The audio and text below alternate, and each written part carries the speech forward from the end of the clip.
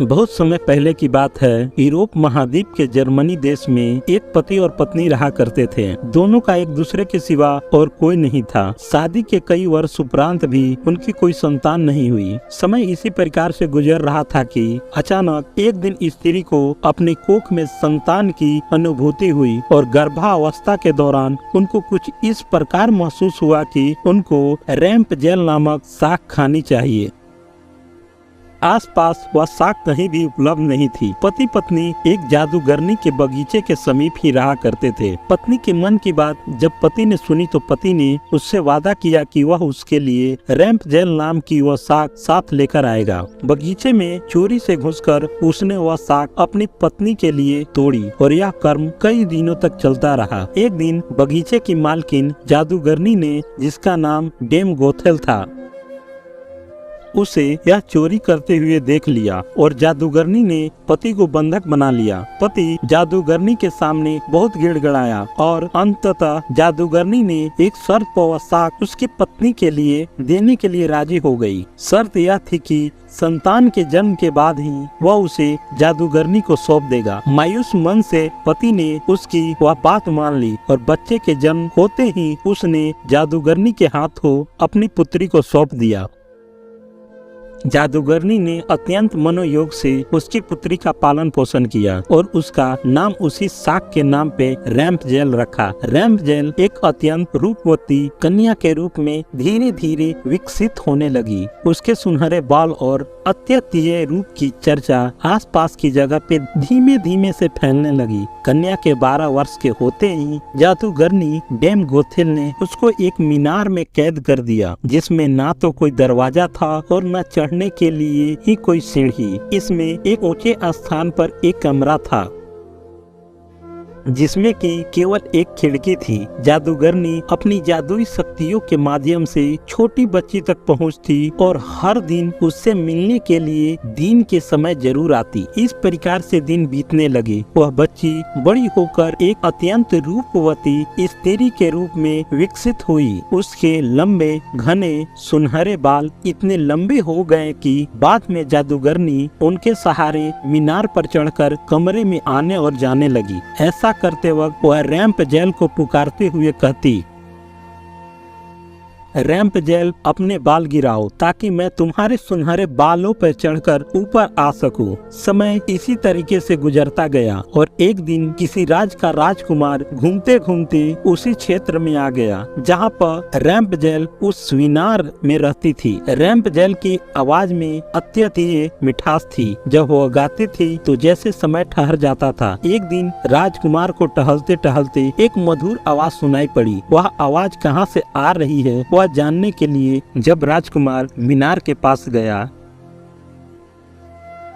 तो उसे दिखाई पड़ा कि एक ऊंची मीनार के ऊपर कमरे में एक सुंदर रूपवती स्त्री रहती है। उसकी इस मीठी आवाज को सुनकर राजकुमार उसकी तरफ अत्यंत आकर्षित हुआ और वह अपनी उत्सुकता पर काबू नहीं रख सका। उसने मन में ठान ली कि वह इस बंद मीनार में रहने वाली स्त्री जिसकी आवाज इतनी मधुर है के विषय में जान के ही रहेगा। एक दिन जब दिन के समय जादूगरनी रैंप जेल से मिलने के लिए आई तो उसने जादूगरनी को वह शब्द कहते और बालों के जरिए ऊपर चढ़ते हुए देख लिया। राजकुमार ने इसी प्रकार जब रात के समय रैंप जेल को पुकारा तो उसने उसे आने के लिए मीनार के सहारे अपने बालों को लटका दिया। राजकुमार ऊपर जाकर रैंप जेल से मिला। रैंप जेल और राजकुमार एक दूसरे से प्रेम करने लगे। दोनों ने मिलते ही एक दूसरे को पसंद कर लिया था और वह एक दूसरे के लिए अतरंग सहचर बन गए। अंततः राजकुमार ने रैंप जेल के सामने विवाह का प्रस्ताव रखा। रैंप जेल इस पर सहमत हुई और दोनों का मिलना जुलना धीमे धीमे बढ़ने लगा।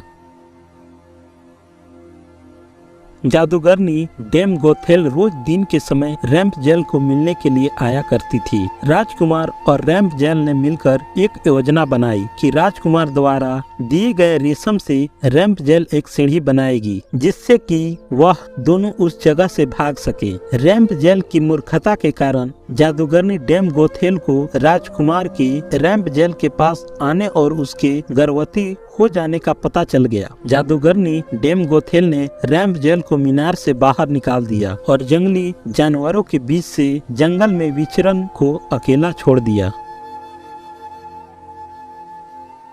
और वह स्वयं उस मीनार के कमरे में जाकर छिप गई। राजकुमार के चढ़ने के लिए उसने रैंप जेल के बालों को काटकर उन्हें मीनार से बाहर लटका दिया ताकि राजकुमार ऊपर चढ़ सके और उसे कोई शंका न हो। जब राजकुमार रैंप जेल से मिलने के लिए उस रात आया तो रैंप जेल की जगह जादूगरनी को पाकर वह भयभीत हो गया और मीनार से कूद पड़ा, जिससे कि नीचे पड़े कांटों से उसकी दोनों आंखों की रोशनी चली गई। जब राजकुमार नीचे गिरने लगा उसके हाथ में रैंप जेल के कटे हुए बाल आ गए और रैंप जेल की लंबी बालों की लट राजकुमार के साथ ही नीचे गिर गई। नीचे उतर पाने का कोई अन्य तरीका न होने के कारण जादूगरनी डेम गोथेल उस मीनार में फंस गई और अंततः मृत्यु को प्राप्ति हुई। अपनी आंखों और अपनी प्रेमिका को खो देने के बाद राजकुमार निराश होकर अंधा होकर जगह जगह भटकने लगा। कई महीनों तक इस प्रकार भटकने के पश्चात वह उस क्षेत्र में जा पहुंचा जहां पर रैंप जेल बस चुकी थी। उधर रैंप जेल ने जुड़वा बच्चे को जन्म दिया जिसमें एक बेटी और एक बेटा हुआ।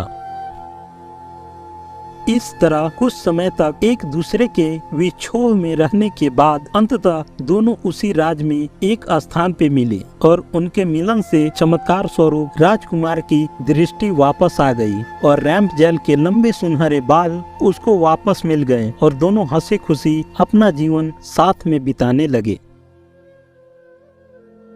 इस कहानी से हमें यह शिक्षा मिलती है कि बुरे का अंत बुरा ही होता है और विश्वास के सहारे एक दिन दुनिया में सब कुछ पाया जा सकता है। जिस तरह जादूगरनी गलत नियत से रैंप जेल को इतने साल कैद में रखी है, एक दिन उसे इसका दंड मिला और वह मारी गई। रैंप जेल ने बचपन से उम्मीद लगाई हुई थी कि उसे एक दिन कोई बचाने आएगा, उसकी खुशहाली भरी जिंदगी होगी। एक दिन उसके इस विश्वास को भगवान ने पूरा कर दिया। तो दोस्तों, यह थी हमारी आज की कहानी। आपको कैसी लगी और क्या कहना आपको इस कहानी के बारे में कमेंट करके हमें जरूर बताएं। वीडियो को लाइक कर दीजिए और इस तरह की कहानियां देखने और सुनने के लिए हमारे चैनल को सब्सक्राइब करके घंटी को दबाकर ऑल पर सेट कर लीजिए ताकि आने वाली वीडियो का नोटिफिकेशन आपके पास तुरंत पहुंचे। मैं मिलता हूं आपसे अगली वीडियो में, तब तक के लिए धन्यवाद।